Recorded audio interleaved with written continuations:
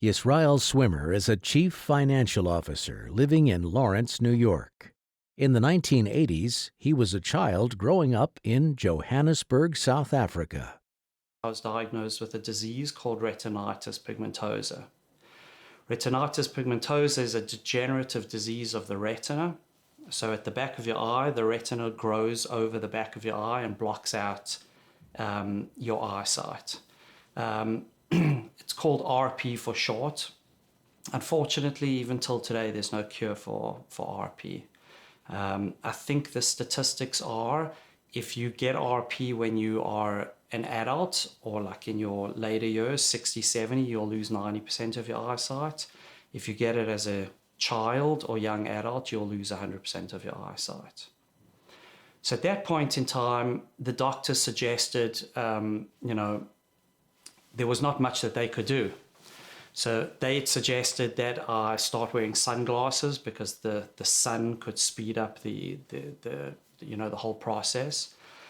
And my uncle, Dr. Rodney, who was a phenomenal man, said to my parents at the time, the doctors haven't given us much hope, so I'm going to take Isroel to see the Rebe. So he decided, and my parents decided to come Rebe during Sukkot. We left South Africa. We came with about a group of 10 to 15 people from South Africa. We came straight from the airport, went into line for lekach. Rebe, the Rebbe would stand outside the sukkah and give out lekach to everybody that passed by. Obviously, lekach being symbolic of having a sweet new year. Anyway, we got in line. I was standing next to my uncle.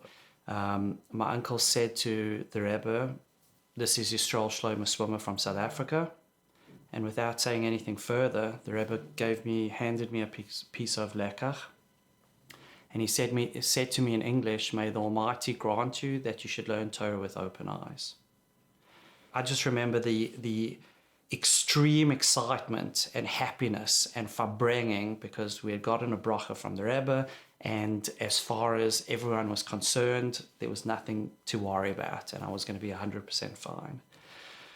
So what my uncle had arranged prior to the trip to New York was he had set up various visits to doctors in Manhattan. He wanted other doctors to validate the diagnosis and obviously look to see if there was a problem. And he had brought all the tests from South Africa, and I went through a couple of hours of testing. Tuesday morning, so that was Monday, Tuesday morning, my uncle said to me that I'm going to say a pasuk at the children's rally in 770. Okay, Vishinantam will now be recited by Isroel Swimmer from Sandtown, Johannesburg, South Africa.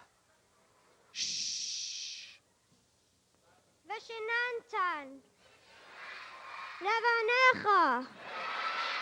Veribata. At the end of the rally, I went to the back of 770 as my uncle had instructed and said that he was waiting for me. And when I got to the back of 770, he said to me that he just called the doctors, and the doctors said to him that it's impossible that it's the same child that had the previous testing done because there's absolutely no sign of anything at the back of his eyes. So obviously there was that simcha, went back to South Africa, went back to the original doctors, and there was nothing to be seen.